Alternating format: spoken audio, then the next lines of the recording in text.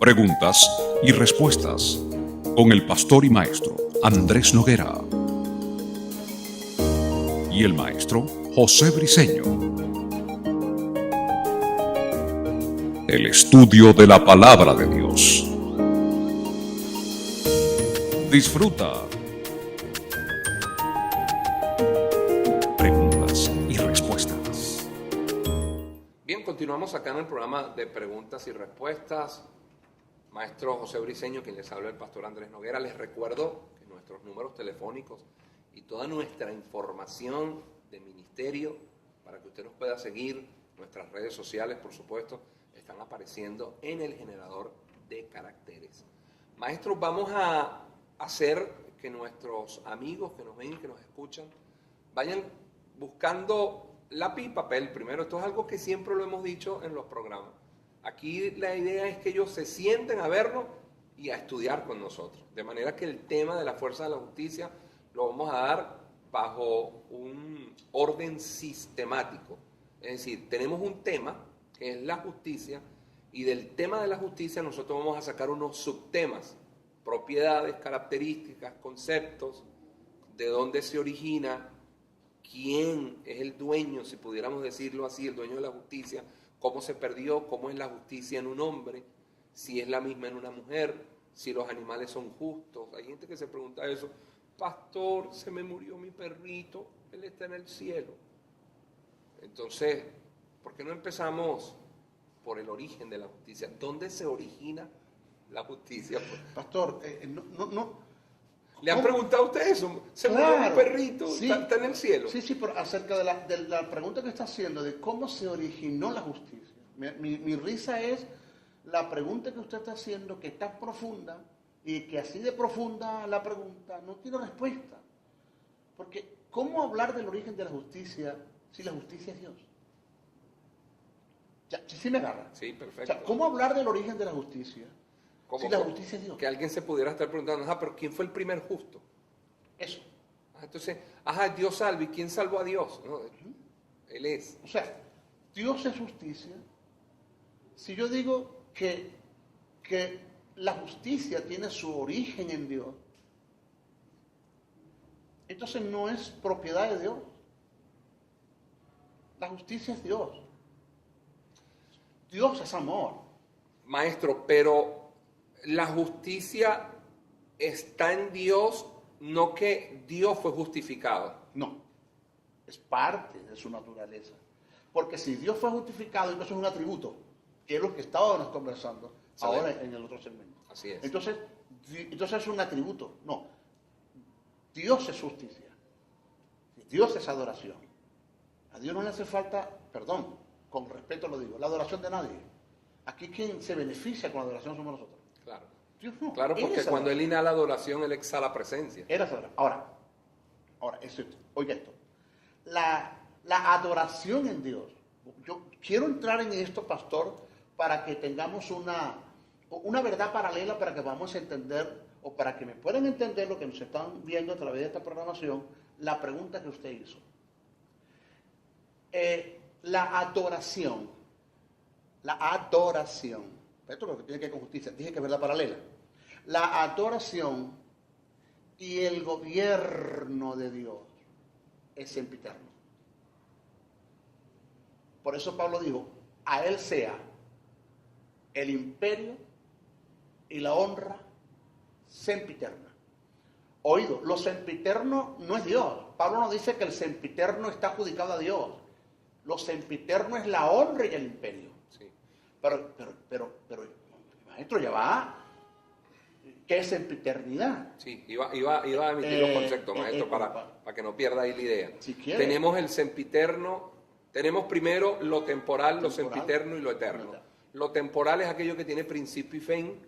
Lo sempiterno es aquello que tiene principio pero no tiene fin. Y lo eterno es lo que no tiene principio y no tiene fin. ¿Por qué Pablo dice que la adoración, que es la honra, y el imperio, que es el gobierno, en Dios es sempiterno? Porque antes de Dios no había nadie. Todo existe después de Él. Existe. Dios no existe, Dios es. Correcto. Todo existe después de Él. Existencia se le da a las cosas que tienen creación. ¿Ok? Entonces, antes de Dios, no había ningún ser que le adorase. No había ningún ser que reconociera su honra. No había sobre quién gobernar. Quiere decir que tuvo un principio. Por consiguiente, es sempiterno. Entonces, cuando Dios creó al hombre, creó a las huestes angelicales, que fue lo primero, que después crea al hombre, desde ese mismo momento... Crea los serafines que están en Isaías 6, correcto, que le dan adoración. Desde ese mismo momento es que tiene un comienzo la adoración. O sea, hay quien comenzó a honrar a Dios, pero que dicha honra no terminará. Entonces la justicia es eterna, maestro. Eterna. Como Dios él lo es porque es parte de su naturaleza. Es Dios mismo. El gobierno de Dios es sempiterno, porque hubo un comienzo de su gobierno. Dios no tenía quien gobernar. Cuando hizo los ángeles y hizo al hombre, empezó Dios a gobernar, entonces tuvo un comienzo el gobierno, pero no tiene fin. Es lo que llama el imperio. Pues. El imperio, pero no tendrá fin. Que la palabra sempiterno en el Antiguo Testamento tiene un equivalente que es perpetuo.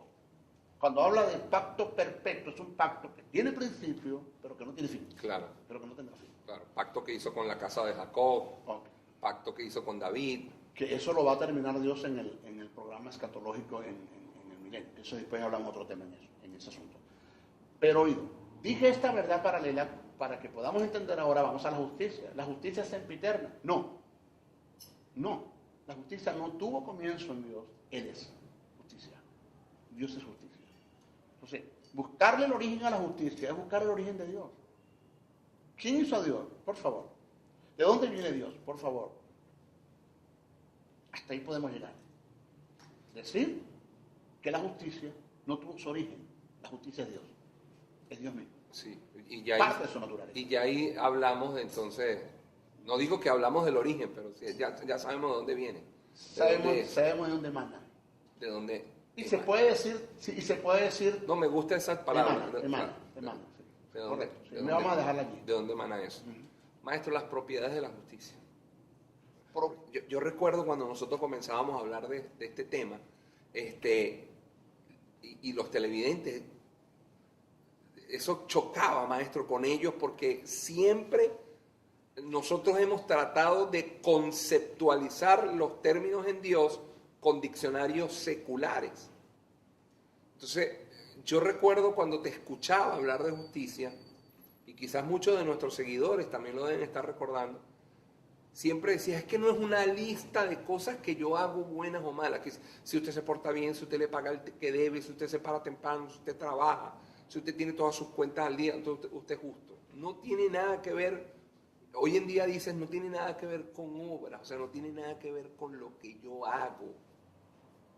Pero indudablemente la justicia viene a los hombres con la intención de justificar al hombre. Definir el hecho de que la justificación es la sustitución. Yo, maestro, cuando quiero explicar de manera sencilla la justicia, yo trato de recordar cuando nosotros le poníamos quehaceres a nuestros hijos en el hogar. Usted bota la basura, usted compra el pan, usted recoge su cuarto, y el muchacho no lo hacía. Y uno cuando le preguntaba por los oficios, él decía, lo que pasa es que me puse a hacer la tarea, y uno le decía, justifícate, justifícate. ¿Por qué le decimos justifícate? Porque él estaba sustituyendo una cosa por otra. Eso tiene que ver con justicia, maestro. Porque la justicia que es justificar al hombre no es otra cosa que haber puesto a Jesús en la cruz cuando nosotros éramos que merecíamos estar ahí. Entonces, esa justicia que viene de Dios tiene propiedades. Vamos a definirlas, maestro. Las propiedades de la justicia es tan adjudicada y tan real como lo que decía en el mensaje del domingo. Las propiedades de la justicia es las mismas propiedades de lo absoluto. De lo absoluto de Dios, de lo absoluto de su palabra. Sí, su palabra. Cuando hablamos de lo que es lo absoluto, teológicamente hablando, estamos hablando de lo que no mengua. Nunca mengua la justicia. Ahí hay una propiedad. De lo que no se devalúa. Jamás. Jamás se devalúa. De lo que no pierde fuerza. De lo que no es endeble. De lo que no se altera. ¿Es corrompible la justicia? No.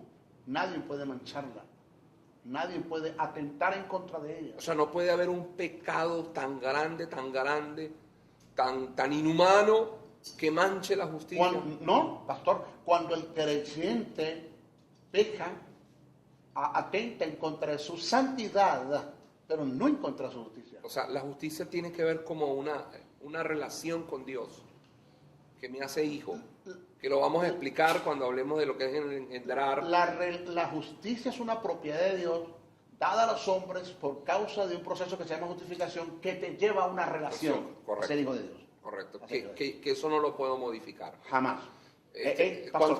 Cuando el hijo desobedece a la madre, le falta el respeto, la maltrata, eso atenta con el estado anímico y emocional de la madre. Ella se siente ofendida, se siente herida, pero no es que se siente menos mamá. No, pero esto pasa. En un supuesto negado. No, creo que no vamos a experimentar eso.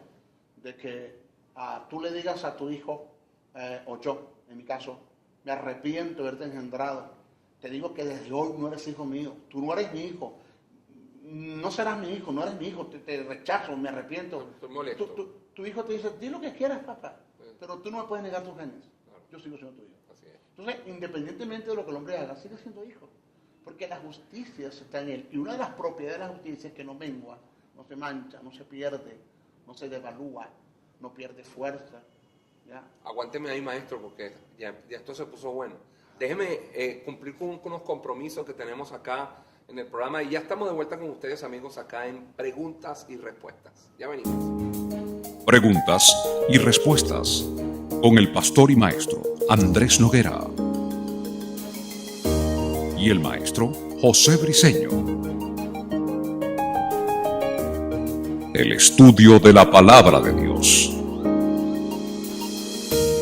Disfruta